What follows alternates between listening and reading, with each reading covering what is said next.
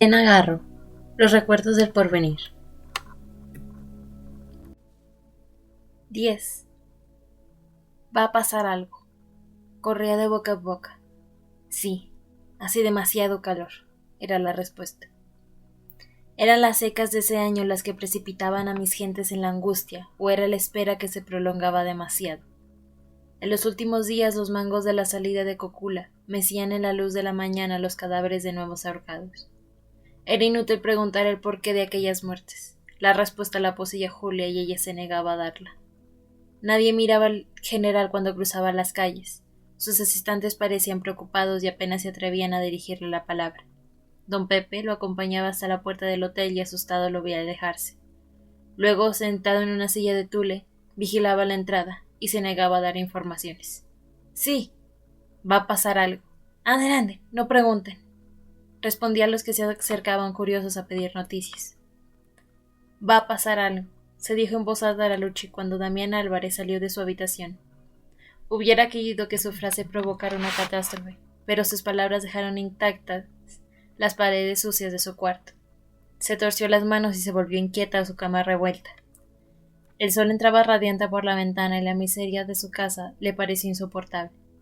Estoy cansado, tiene que pasar algo, repitió, y no avanzó en sus pensamientos por temor a encontrarse con el día que le esperaba. ¿Y si fuera hoy?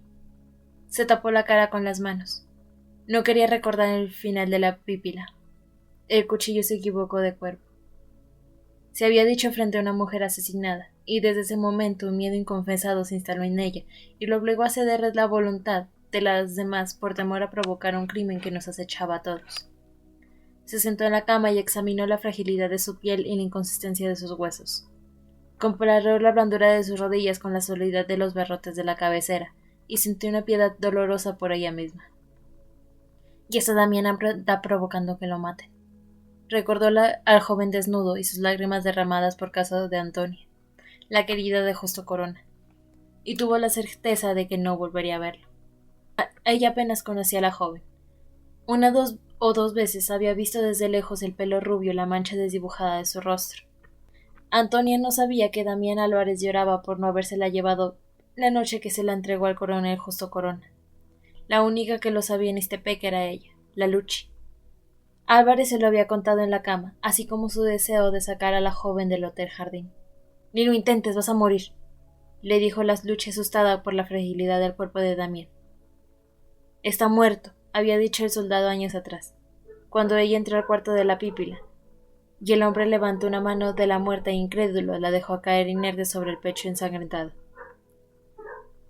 «No sabía que se iba a quedar tan quietecita», agregó mirando a la Luchi con ojos infantiles. Ella lo miró desnudo y asustado de su crimen.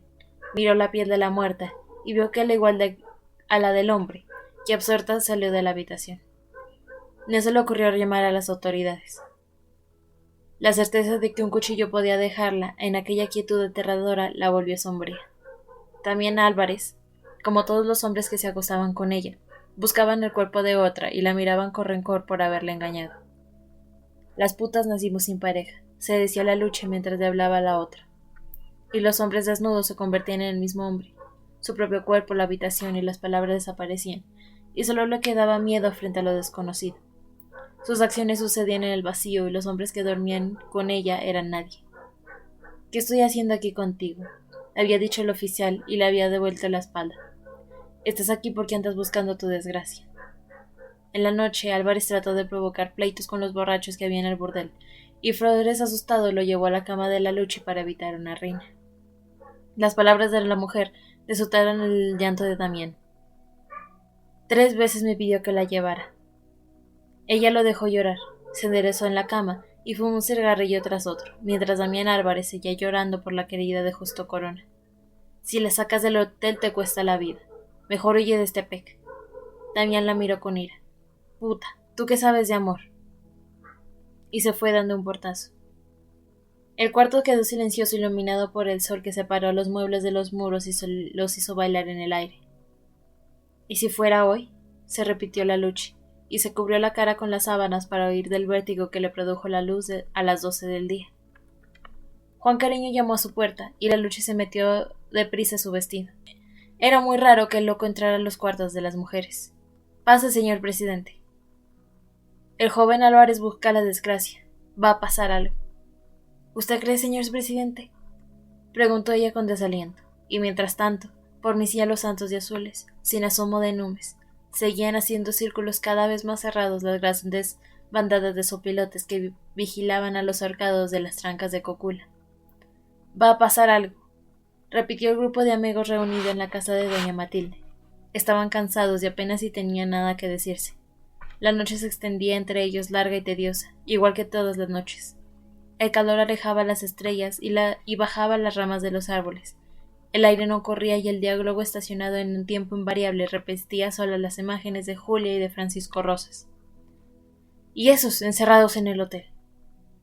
Elvira Montufar estaba llena de rencor ante la tenacidad de los amantes para no compartir con nosotros su secreto. Nos ignoraban, eran inalcanzables, y las palabras nos devolvían pulverizadas o sombras lejanas. Estaban solos y no buscaban compañía. Los guiaba una altivez suicida, y nosotros, encarnizados, desmenuzábamos algunos de sus gestos que escapaban incompletos a través de los muros del hotel jardín.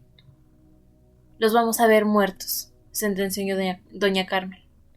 Isabel, al oírla, recordó los pasos nocturnos y el silbido de alerta de que los acompañaba. Era niña y despertaba sobresaltada con el ruido que venía de la calle y que te retumbaba como si alguien caminaba fuerte dentro de la iglesia. Nico, tengo miedo. Y ella y sus hermanos escucharon cómo se alejaban aquellos pasos malignos y la calle volvía a quedar en silencio. ¿Quién camina a estas horas? Preguntó Juanita con miedo. Es la muerte, Nico. Que hoy va a buscar a alguien. ¡Shh! No al nombre, que no nos oiga hablar, contestó Nicolás asustado debajo de la sábana. Ahí va Federico. Oyeron decir a su madre desde el cuarto vecino. Debe haber parto, y Arístides anda afuera, contestó la voz de su padre. ¿Pero cómo se arriesga ese muchacho? Preguntó su madre en voz muy baja. Silba porque lleva miedo, respondió don Martín. Los niños escucharon la extraña conversación, después miraron a Federico sin saber lo que buscaban a medianoche, silbando para espantar al miedo. Isabel, ¿qué busca Federico cuando el doctor sale? No sé. Tú sabes todo. Sí, pero no sé qué busca Federico. Ahora doña Carmen, echándose aire con el abanico japonés, esperaba la muerte de Julia y de Francisco Rosas. Las criadas me dijeron que esta mañana había 3 pobres indios colgados de los mangos, replicó la señora Montufar, dando sorbitos a su refresco de agua de Jamaica. ¡Cuánto pecado! El nombre del indio Sebastián flotó en la memoria de Isabel. Nunca digan mientras si no quieren que les pase lo que le pasó al indio Sebastián. Les había dicho Dorotea en una de las tardes de su infancia. ¿Qué le pasó a Sebastián? Preguntaron ellos asustados. Sebastián era el capataz de los Montufar. Era muy bueno, hasta que un día se robó el dinero de la caja de raya. Don Justino lo mandó a llamar. Mira, Sebastián, devuélveme el dinero, dijo el señor. Yo no agarré nada, patrón. Sebastián era como cualquier indio, terco y mentiroso. Don Justino, que era recto e implacable, se disgustó. Mira, Sebastián, has tratado conmigo muchos años y siempre gozaste de mi confianza. Dime dónde escogiste el dinero. Yo no agarré nada, patrón, volvió a contestar el indio. Te doy 5 minutos para que reflexiones. No sabes que si es un pecado robar, es más pecado mentir. Pero si yo no agarré nada, patrón. Y don Justino, ante la terquedad de Sebastián, lo mandó a azotar hasta que confesara. Al día siguiente era el santo de Elvira y fuimos a felicitarla. ¿Y qué vimos al llegar a su casa? A Elvira sin saber qué hacer, pues los criados se le habían fugado por la muerte de Sebastián. Mira nada más este indio terco cómo quedó. Y nos llevó al corral para que viéramos el cuerpo de Sebastián tirado entre las piedras, esperando la llegada de sus familiares para darle sepultura. ¡Pobre Sebastián! Habrían gritado los niños asustados con la historia de Dorotea. ¿Ven a dónde conduce la mentira? Al colmar la paciencia de los justos. Doña Elvira había olvidado a Sebastián y ahora compadecía a los indios colgados por Francisco Rosas. Es natural que ahora cuelguen ellos si antes colgaron ustedes, contestó Nicolás. Por Dios, Nico, no vamos a empezar otra vez, exclamó el doctor con paciencia y algo conciliador. Somos un pueblo joven, en plena ebullición, y todo esto es pasajero. Esa calor exhala los ánimos. Siempre ocurre lo mismo en esta época del año. El sol nos enloquece. Las visitas se abanicaron. Las palabras del médico aumentaron el calor estacionado en el jardín. En silencio aspiraron los perfumes pesados de la noche, y quietos en sus sillas austriacas miraron pensativos sus refrescos de colores vivos y fríos. —¿Y Hurtado? —preguntó Isabel rompiendo el silencio. Era verdad que el huésped no había aparecido, y aunque todos tenían la pregunta en la lengua, ninguno se había atrevido a formularla. —¿Y Hurtado? —volvió a repetir la joven, como si sus palabras hubieran desatado una fuerza misteriosa. Un rayo atravesó los cielos y sobresaltó a todo el pueblo. Era el primero del año. Los amigos se pusieron de pie para escrutar el cielo oscuro. Un segundo rayo lo iluminó. —¡Va a llover! —gritaron con júbilo. Se sucedieron 2 relámpagos más. Cayeron las primeras gotas gruesas y pesadas.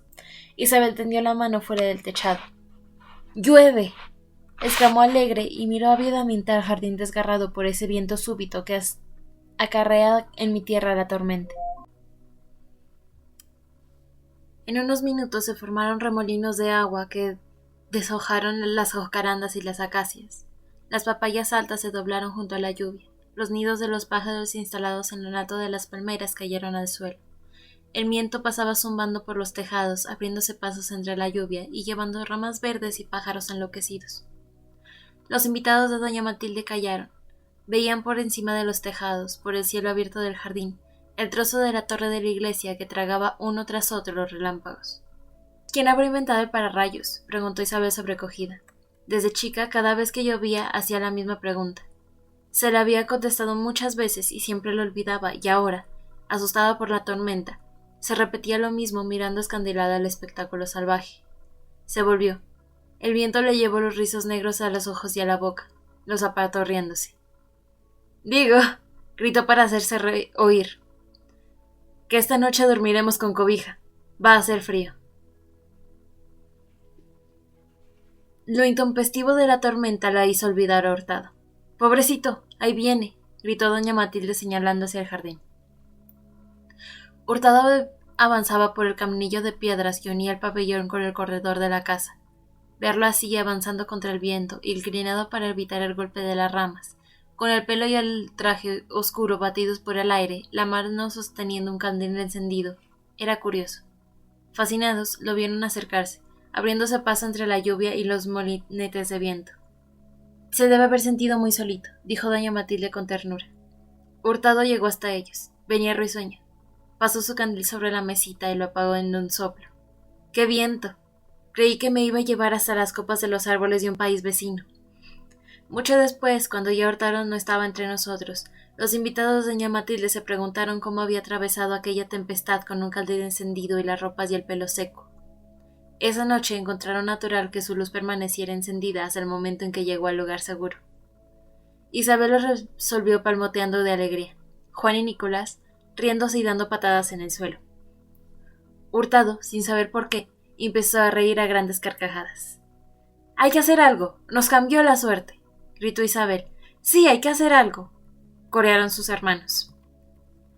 Nicolás sacó su armónica de uno de los bolsillos del pantalón y entonó una marcha alegre, mientras giraba bailando solo.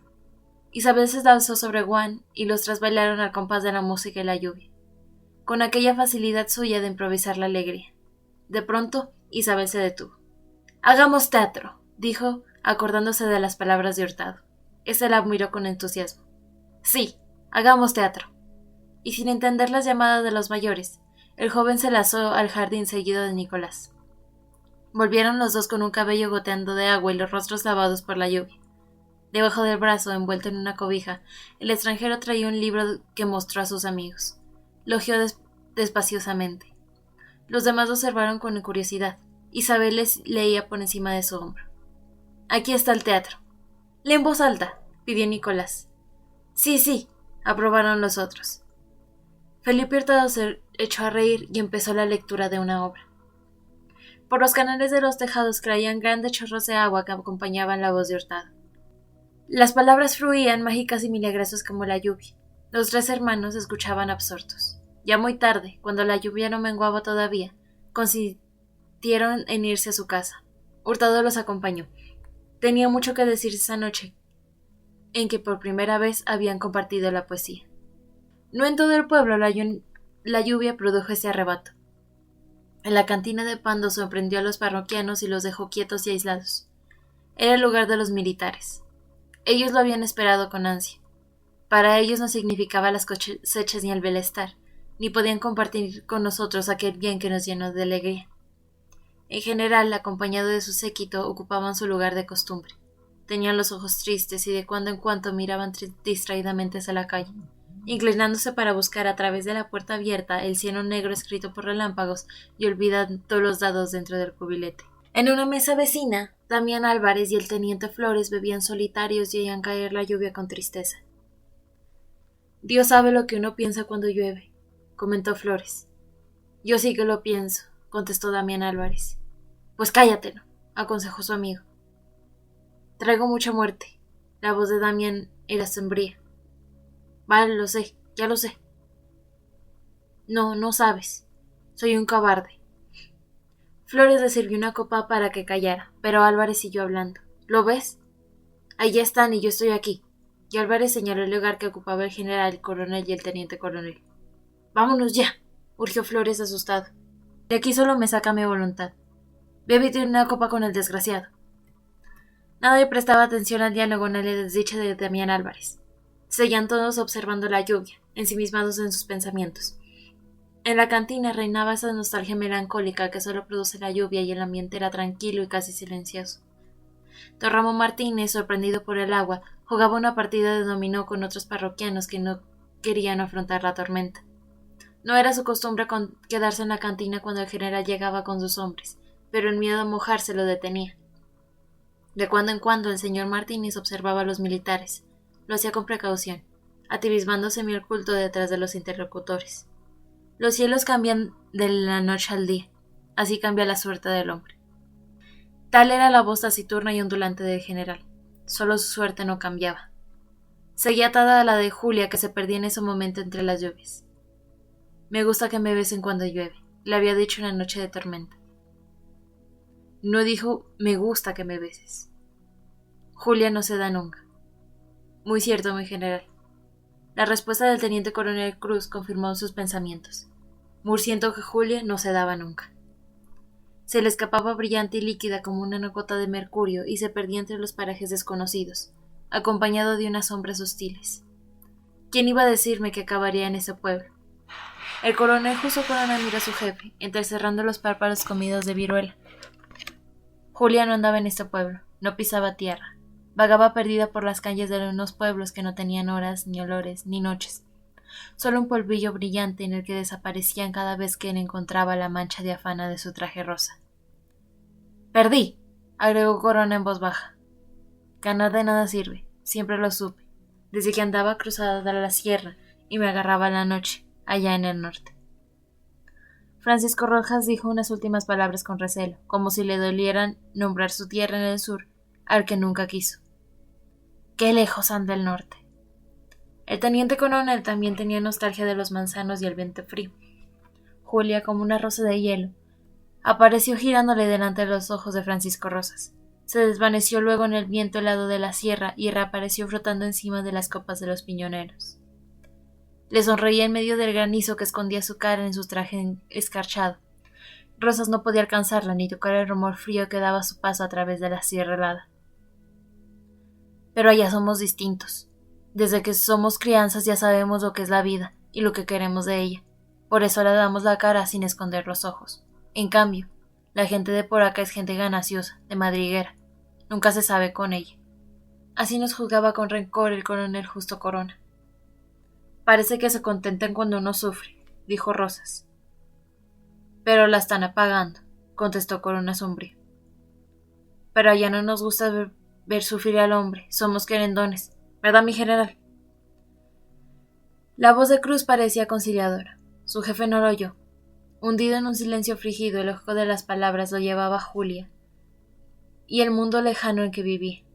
Miró a la lluvia con atención y trató de verla con los ojos con que ella la estaría viendo ahora. Siempre no lloverá esta noche para ella, se dijo con amargura, y luego agregó en voz alta. ¿Cuándo acabará de llover? Dio un puñetazo en la mesa. Sus acompañantes miraron hacia afuera contrariados, como si la insolencia de la tormenta fuera dirigida contra ellos. Hay que hacer algo. Uno se muere con esta quietud. Rosas arrastró sus palabras alargando sobre las vocales y luego cortando bruscamente al final, como todos los norteños. Sus amigos se miraron inquietos sin saber qué decir ni qué proponer.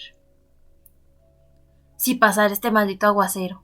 Y el general miró a su alrededor y descubrió que don Ramón que se agachó para evitar ser reconocido. Miren a ese, ¿por qué se agacha? Preguntó con enojo. Los demás se volvieron a mirar a don Ramón Martínez. Por lo mismo que decíamos, porque estos nada más son buenos para murmurar y no para dar la cara, respondió Corona.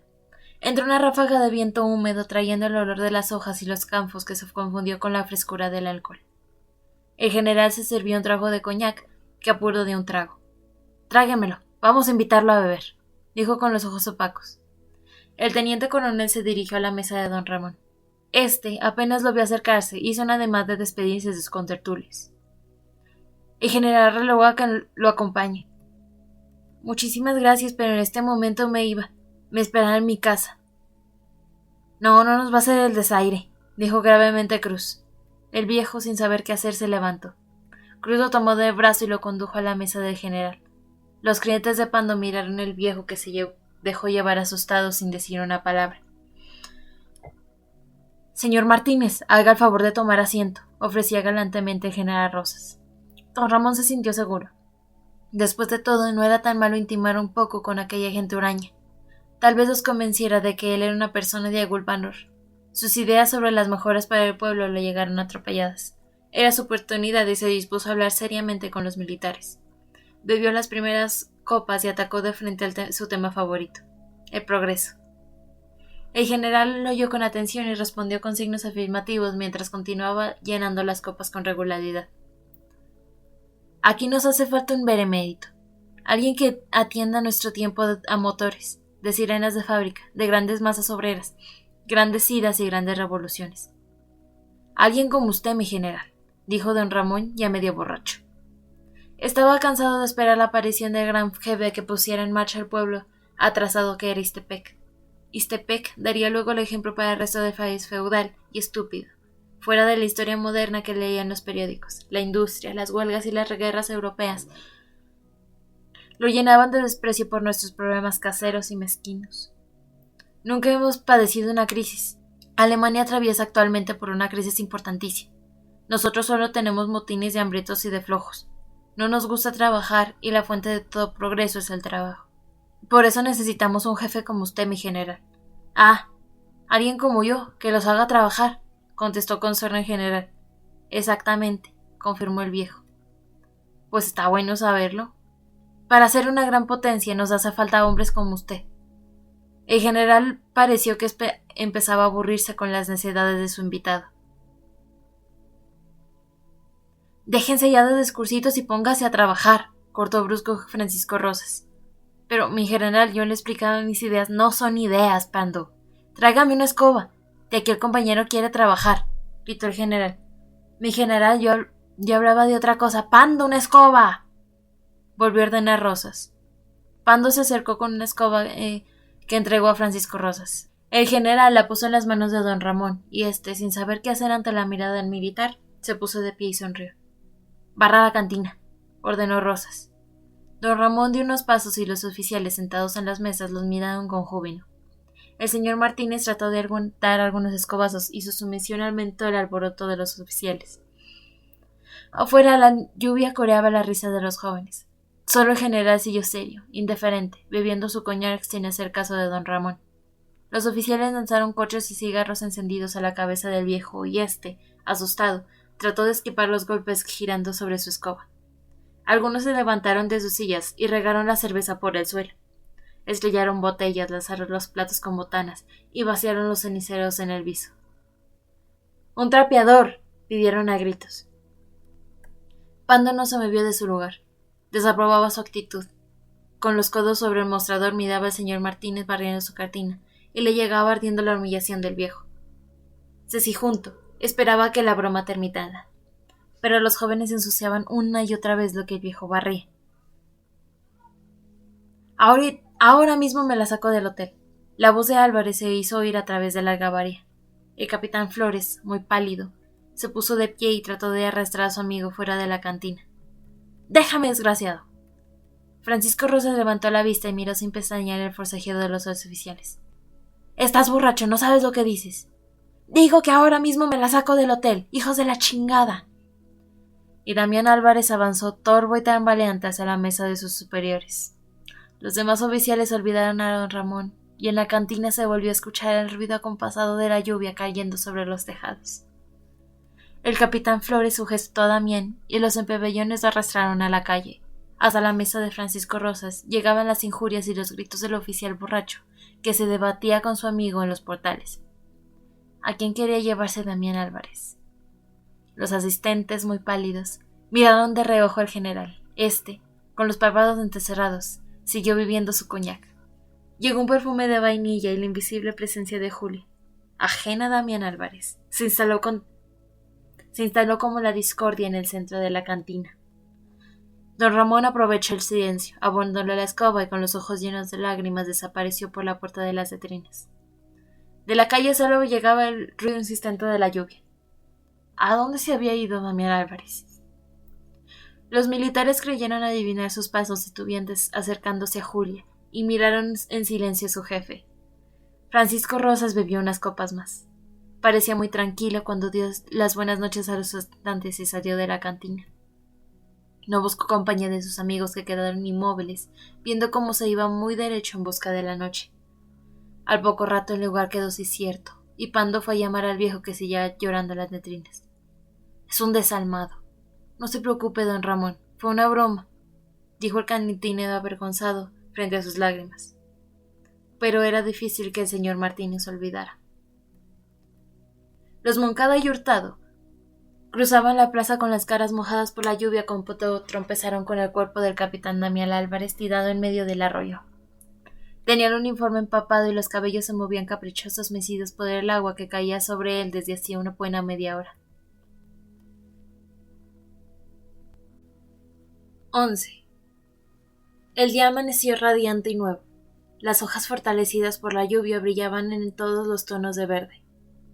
Del campo llegaba un olor a tierra nueva y de los montes húmedos se desprendía un vapor cargado de esencias. El río, crecido después de tantos meses de sequía, avanzaba por su cauce amarillo levantando ramas rotas y animales ahogados. Por el aire fresco de la mañana corrió la voz. Anoche el general mató al capitán Álvarez. Había quien oyó un grito en medio de la lluvia. «¡Vuélvete, Damián Álvarez! ¡Que no quiero matarte por la espalda!» Pero no podía jurar que era la voz de Rosas. Yo no sé nada. Él llegó borracho y abrió la puerta de su cuarto con un puntapié.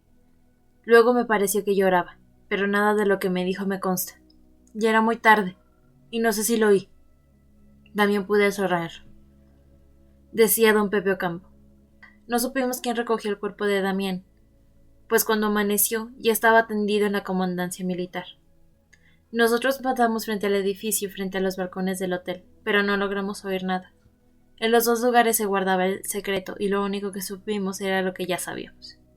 Que Damián Álvarez había muerto esa noche cerca de la entrada del Hotel Jardín.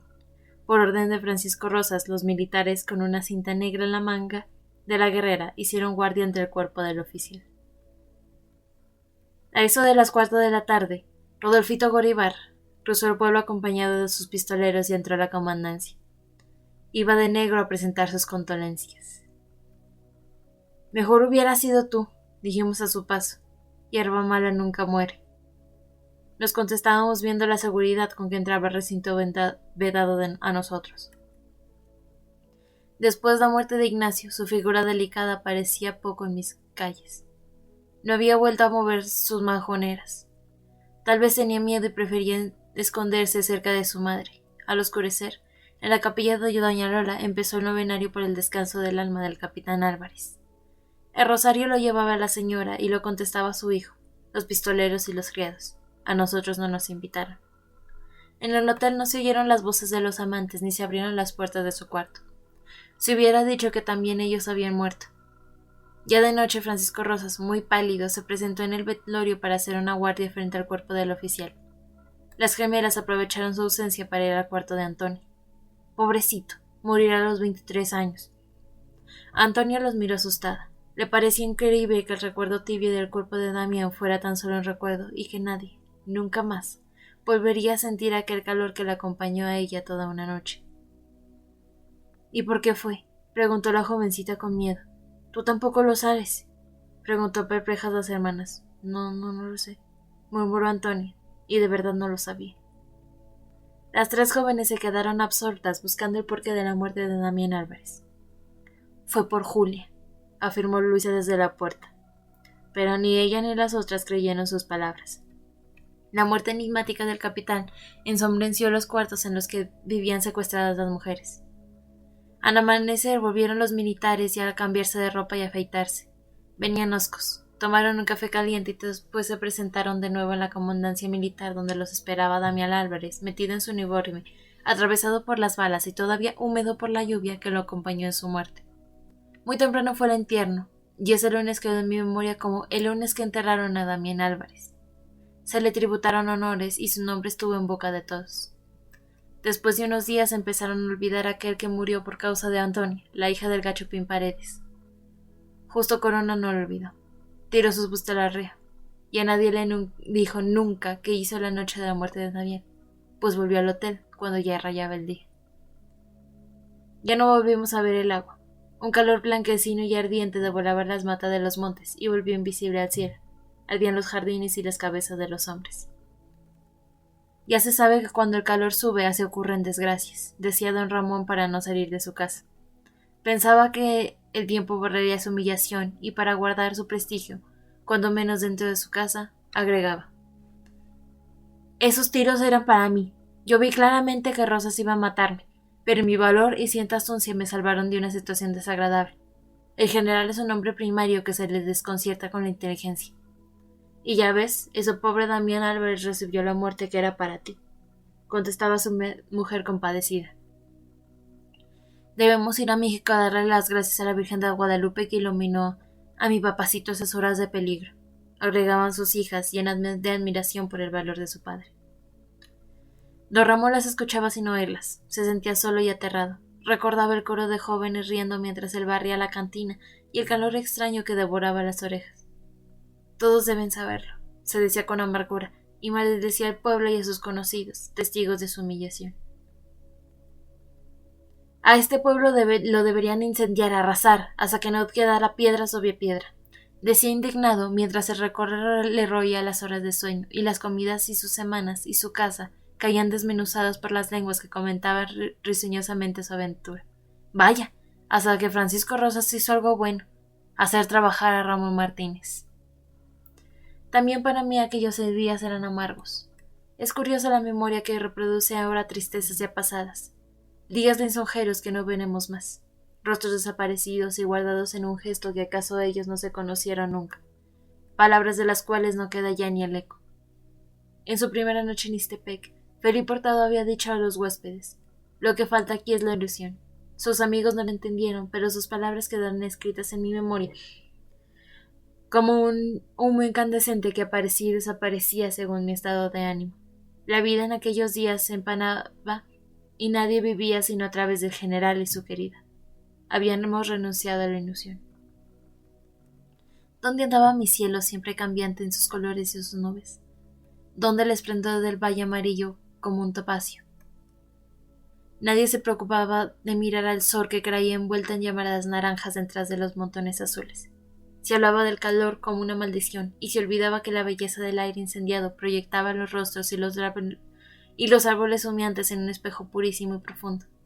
Ignoraban las jóvenes que el reflejo de sus ojos era el mismo que el de la luz inmóvil de agosto. En cambio, yo me veía como joya. Las piedras adquirían volúmenes y formas diferentes, y una sola me hubiera empobrecido con solo moverse del hogar. Las esquinas se volvían de plata y oro. Los contrafuentes de las casas se envoltaban en el aire de la tarde y se afilaban más a moverse irreales en la luz del amanecer.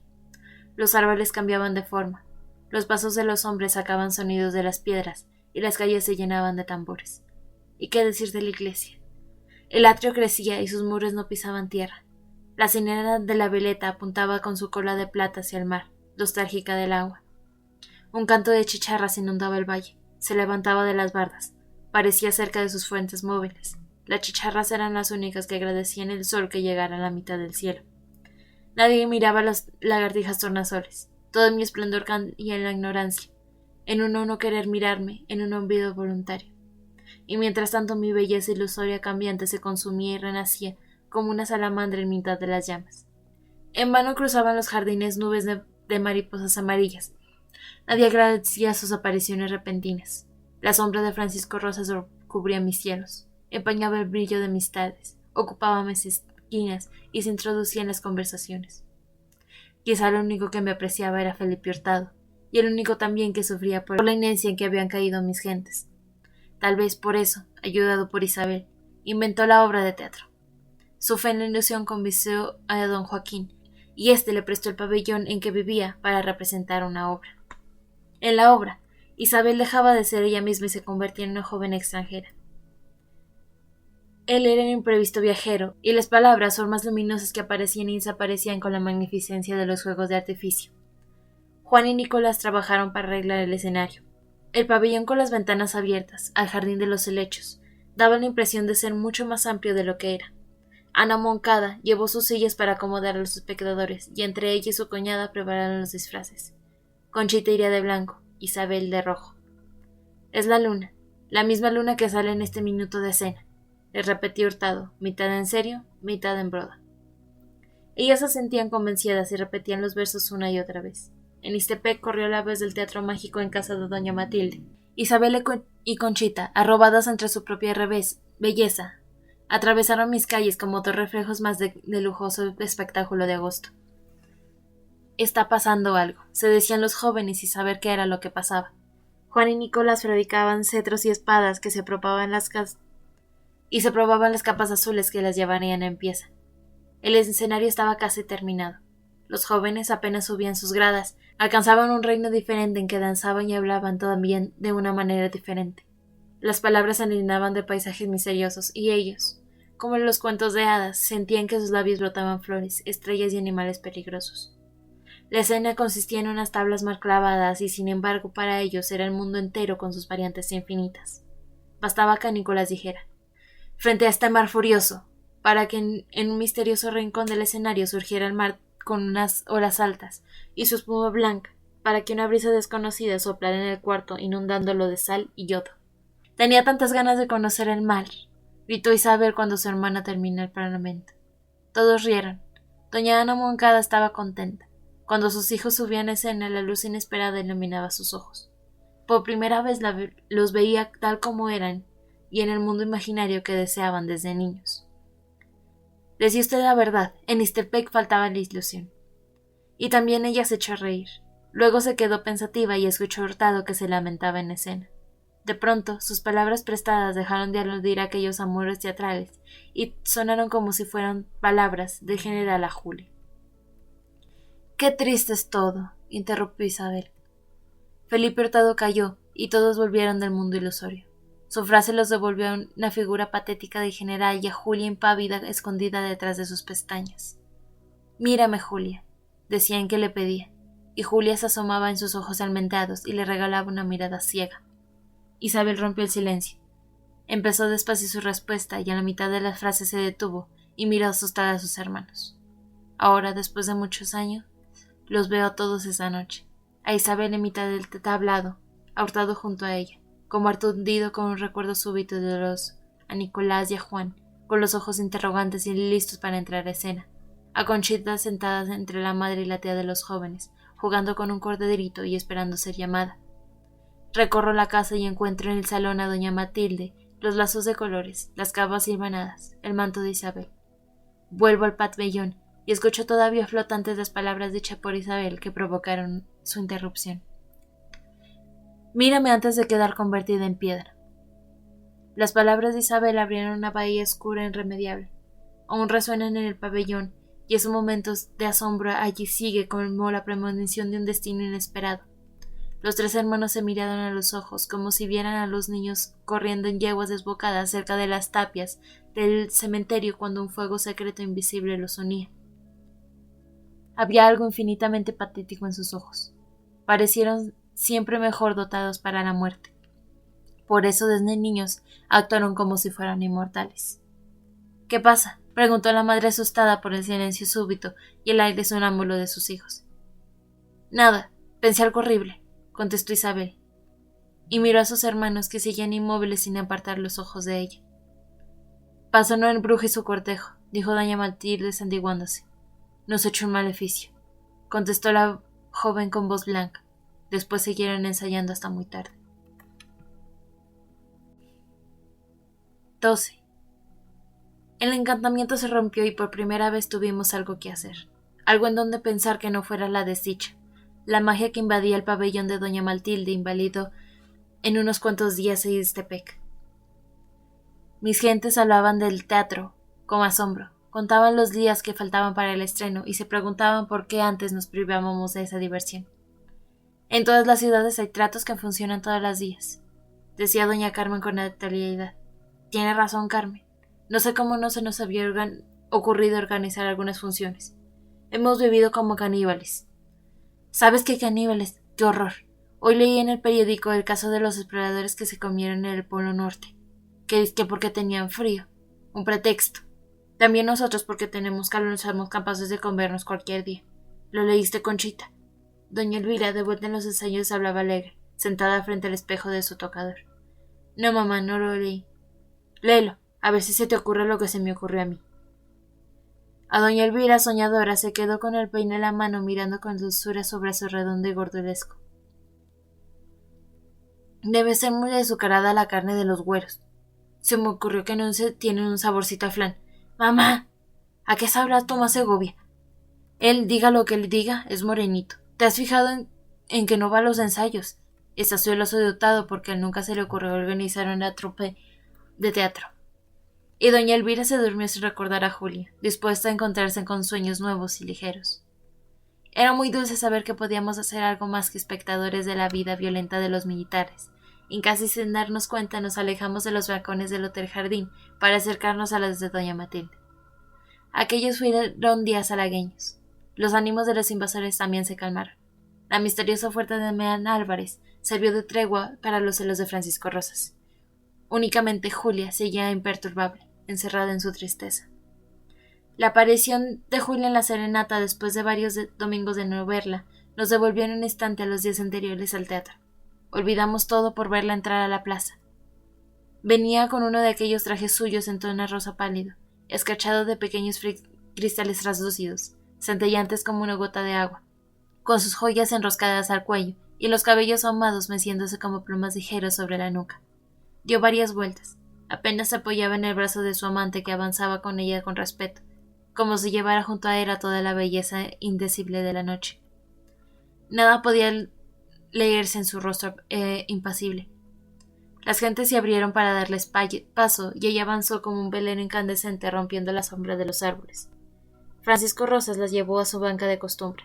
Las otras queridas la rodearon y le hablaron con alegría. Ella apenas sí contestó. Inmóvil, escrutaba la plaza. El general, de pie detrás de la banca que ella ocupaba, se inclinó hacia Rafaela, que le hablaba a gritos para hacerse oír a través de la música. ¡Qué contenta estoy! Ya se fueron los días malos. Y supersticiosa se inclinó para tocar los dedos cruzados de madera al tacón de su zapato. Rosa sonrió.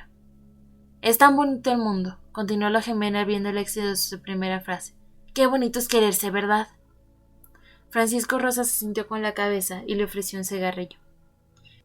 La joven lo tomó con desparpajo y le acarició la mano con un gesto de complicidad.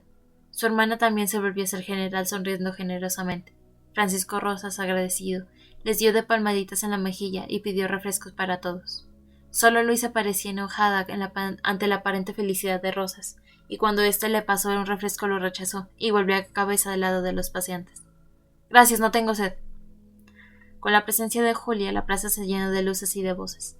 Las mujeres daban vueltas platicando en voz alta. Los hombres, sin atreverse a mirarla, paseaban cerca de ella y aspiraban las ráfagas intensas de jazmín que atravesaba la noche. Y ella, Julia, ¿a quién esperaba? ¿Para quién guardaba aquella sonrisa apenas entrevista? Escrutó la plaza con disimulo, buscaba a alguien y se alejaba de la conversación de sus amigos. ¿Acaso llevaría media hora entre nosotros cuando pidió defraudada irse al hotel? Francisco Rosa se inclinó ante ella y con la punta de los dedos le rozó los cabellos. Pareció sentir de buen agrado su deseo. «Si acabas de llegar», dijeron las gemelas. «Me voy», respondió Julia. Se puso de pie y se volvió hacia Rosas para decirle algo al oído. «Quédate otro ratito. Aguafiestas. Déjenla, sus motivos tendrá», comentó Luisa. «Tengo sueño», replicó Julia. Decidida, hizo ademán de dejar a sus amigos. Un grupo ruidoso atravesó en esos momentos la calle y entró a la plaza. Eran los Moncada, riéndose con aquella risa suya sonora y contagiosa. Venían acompañados de Hurtado y de Conchita. Recordó la frase de Nicolás. «Isabel, 1 peso por una carcajada». Y mostró a su hermana, de risa fácil, una moneda de plata que ella ganó al instante, echando la cabeza hacia atrás y enseñando una fila guerrera de sus dientes. Julia, indecisa, no acabó de despedirse. Al ver su turbación, Rafaela le invitó a sentarse. «Quédate, mira, ya llegaron esos». «¿De qué hablarán que vienen riéndose?», preguntó su hermana. «Adivinar. Hay veces que me gustaría conocer a la gente de aquí», contestó Rafaela. Julia aprovechó el diálogo de las hermanas y volvió a sentarse, aparentando indiferencia. El grupo de jóvenes pasó frente al de los militares, y Hurtado disminuyó el paso y dejó de reír. Se diría que Julia no lo había mirado. El rostro del general Francisco Rosas, unos instantes antes apacible, se descompuso. Entonces, el teniente coronel Cruz intervino en la conversación. «¿Y para qué quieres conocer esos mocosos y un merólico?», se dijo esa última palabra con desprecio y mirando con reojo al general, para que éste se diera cuenta de la insignificancia del forastero. «Pues no lo sé», contestó Rafaelita, que no tenía ningún interés en conocer a aquellas gentes. «Julia sí conoce a uno de ellos», dijo Luisa malignamente. Sus palabras produjeron el silencio en el grupo de los militares. Las mujeres se quedaron con suspenso y los hombres miraron a sus copas de los árboles. La música se dejó oír ruidosa y la plaza entera pareció girar en torno a Julia, que permaneció quieta y pálida. El general se inclinó ante ella. «Vámonos, Julia». Julia siguió inmóvil con su abanico en la mano mirando al vacío. Rafaela intervino asustado. «Quédense otro ratito. La noche es tan caliente que parece estar al aire libre».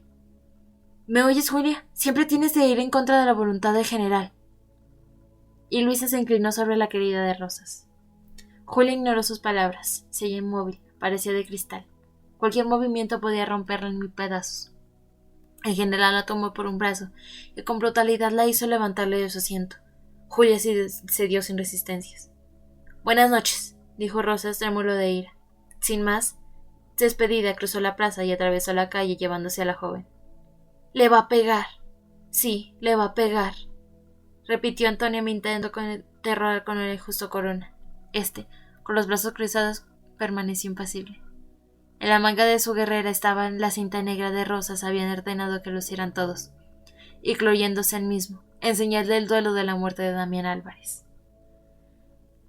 «Es muy rejega, merece unos fuetazos y luego su azúcar, como las yeguas finas». Ojalá y le dé una buena a ver si se le quita lo mañosa. Y los ojos azules de Luisa se volvieron blancos. Su amante, el capitán Flores, se puso de pie. «Me voy, estoy de guardia». Salió de la plaza y se encaminó a la casa de la Luchi.